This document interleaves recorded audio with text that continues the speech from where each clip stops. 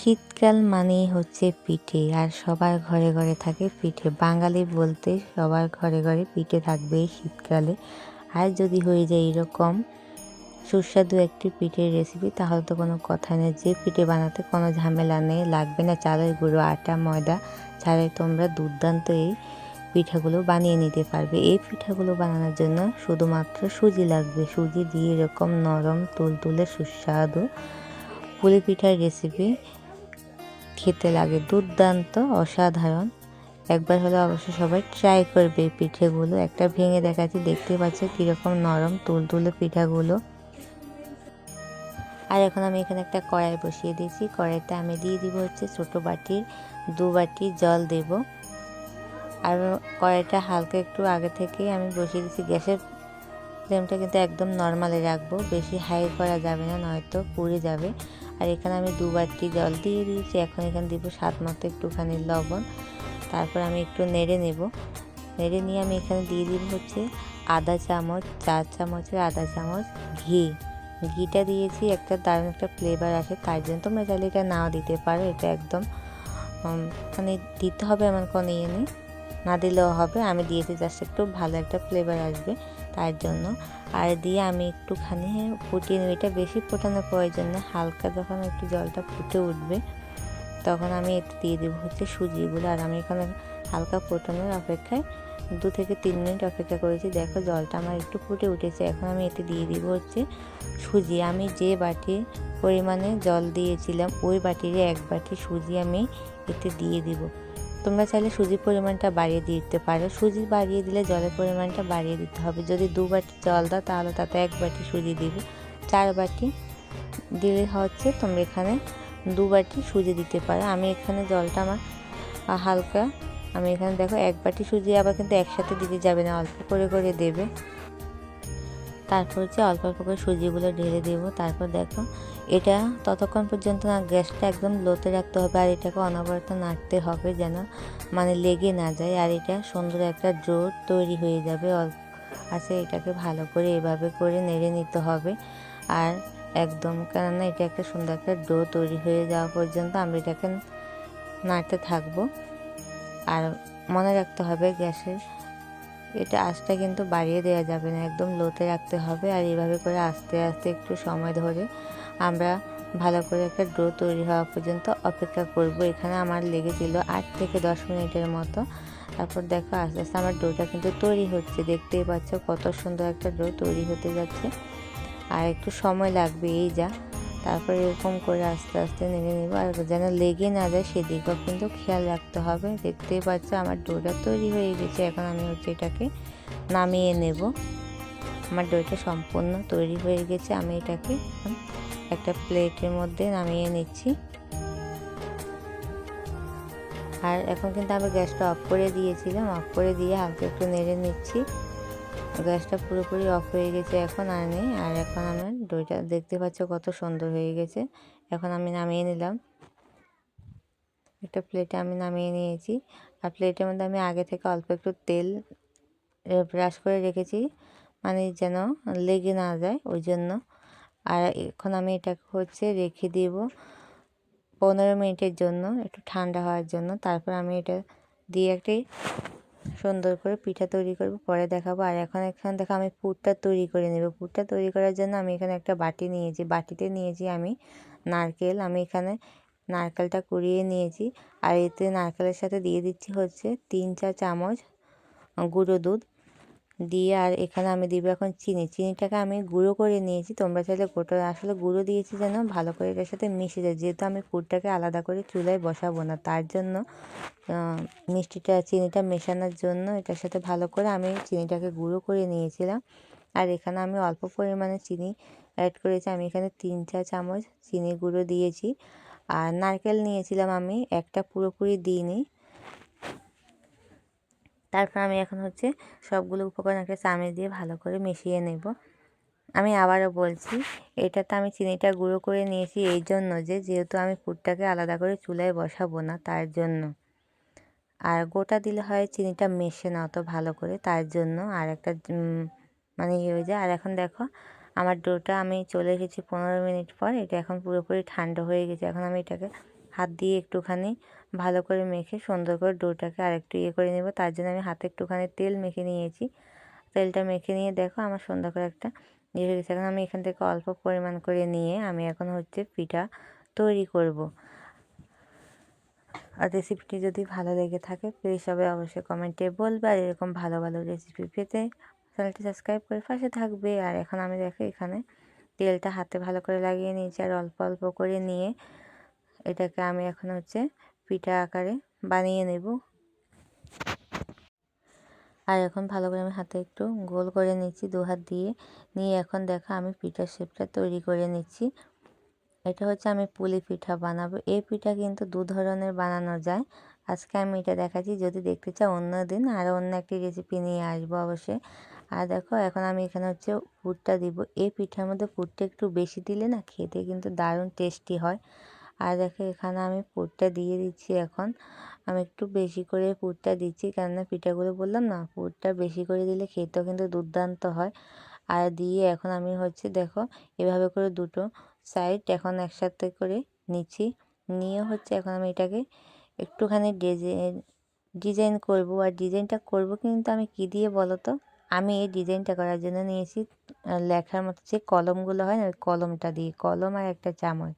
আর দেখো আমি এখানে কলম নিয়ে নিয়েছি। আর এই কলমটা দিয়ে এখন আমি এটার চারপাশে দেখো এরকম করে ডিজাইন করে দিচ্ছি। দেখতেই পাচ্ছ তোমরা। এখন আমি দিচ্ছি কিভাবে করে দিচ্ছি খেয়াল করো। কিন্তু আবার মনে রাখবে এটাকে কিন্তু বেশি জোরে চাপ দেবে না, তাহলে কি হবে ছিঁড়ে যাবে। ঠিক আছে? সেই জন্য একটু হালকা পরিমাণে মানে যেন দাগটা বসে জাস্ট ওরকম করে কলমটা দিয়ে এরকম করে করে ডিজাইনটা দিয়ে দেবে। আর এখন আমি চামচের সাহায্যে, এটা কিন্তু হাত দিয়েও করা যায় কিন্তু আমি হাত দিয়ে করছি না।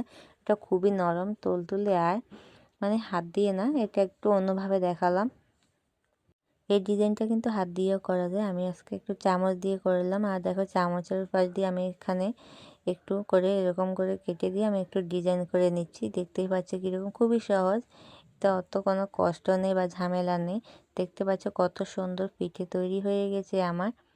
আর এইভাবে করে এখন দেখো আমি আরেকটি পিঠাও বানিয়ে নিচ্ছি। দেখতে থাকো তোমরা। আর প্লিজ কেউ ভিডিওটা স্কিপ করবে না, তাহলে তোমরা সম্পূর্ণ ভিডিওটা বুঝতে পারবে না আমি কী করে বানালাম। তাই ধৈর্য ধরে আমার ভিডিওটা দেখো সবাই। আর দেখো এখানে আমি আরেকটা পিঠে নিয়ে নিয়েছি একইভাবে সেমভাবে। এখন আমি মুখটা এভাবে করে নিয়ে দিচ্ছি। এখন আমি ওই কলমটা দিয়ে আসলে আমার ভালো লাগছিল না বলে আমি কলমটা পাল্টে অন্য একটা কলম নিয়েছিলাম। দেখো একইভাবে করে আমি আবারও ডিজাইন করে নিচ্ছি। নিয়ে আবার ওই সেমভাবে আবার কিন্তু পিঠেগুলো তৈরি করে নেব। আর এই পিঠেগুলো একদম নরম তুলতুলে হয়। সুজির এই পুলি পিঠা খেতে না জাস্ট দুর্দান্ত। ছোট থেকে বড় সবাই চেয়ে চেয়ে খাবে। শীতের দিনে এরকম পিঠা হলে তার কিছুই লাগবে না। আর দেখো আমি চামচ দিয়ে আগের মতো আবারও সেমভাবে ডিজাইনটা করে নিচ্ছি। আর দেখতে পাচ্ছ কত সুন্দরভাবে আমার পিঠাগুলো হয়ে গেছে। এখন আমি সবগুলো পিঠা তৈরি করে আসছি, আবার অপেক্ষা করো।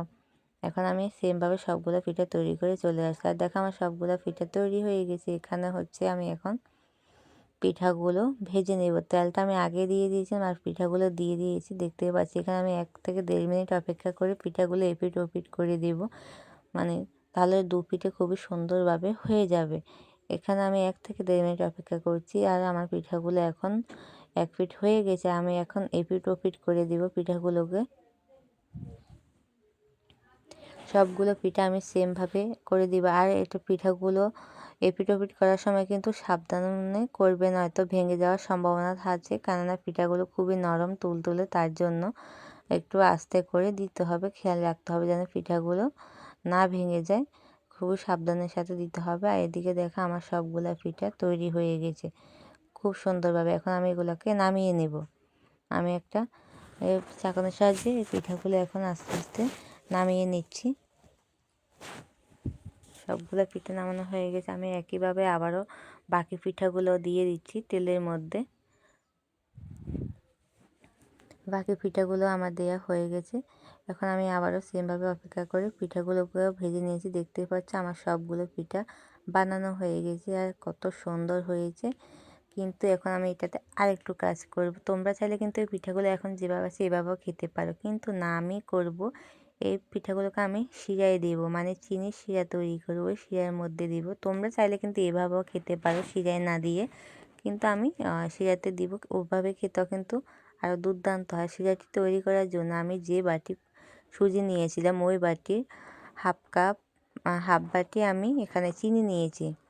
নিয়ে আমি এখানে দিয়ে দিব হচ্ছে 1 বাটি পরিমাণ জল দিয়ে আমি এখানে দেখো পুরো জলটা দিয়ে দিয়েছি। আর একটা ফ্লেভারের জন্য আমি এখানে 4টে এলাচ দিয়েছি। দিয়ে এখন আমি এটাকে একটু ফুটিয়ে নেব। আমি শিরাটা তৈরি করে নেব। এখন আমি চামচের সাহায্যে চিনিগুলোকে একটু নেড়ে নিচ্ছি। নিয়ে আমি কিন্তু গ্যাসটাকে একদম মিডিয়ামে রেখেছি।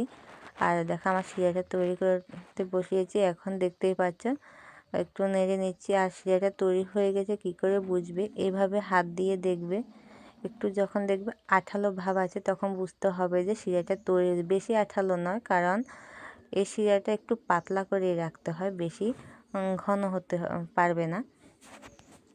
আর এখন আমি এখানে যে পিঠাগুলো ভেজে রেখেছিলাম ওই সবগুলো পিঠে এখানে আমি দিয়ে দিব এক এক করে। পিঠাগুলো দিয়ে দিচ্ছি, দেখতে পাচ্ছ। পিঠাগুলো দিয়ে আমি সবগুলো পিঠা দিয়ে তারপর আমি এগুলোকে সুন্দর করে মিশিয়ে নেব শিরাটার সাথে। আর শিরার মধ্যে দিলে কিন্তু পিঠাগুলো আরও নরম তুলতুলে হয়ে যায়, তাই সাবধান করে কিন্তু পিঠাগুলো নেড়ে নিতে হবে, বুঝতে পেরেছ?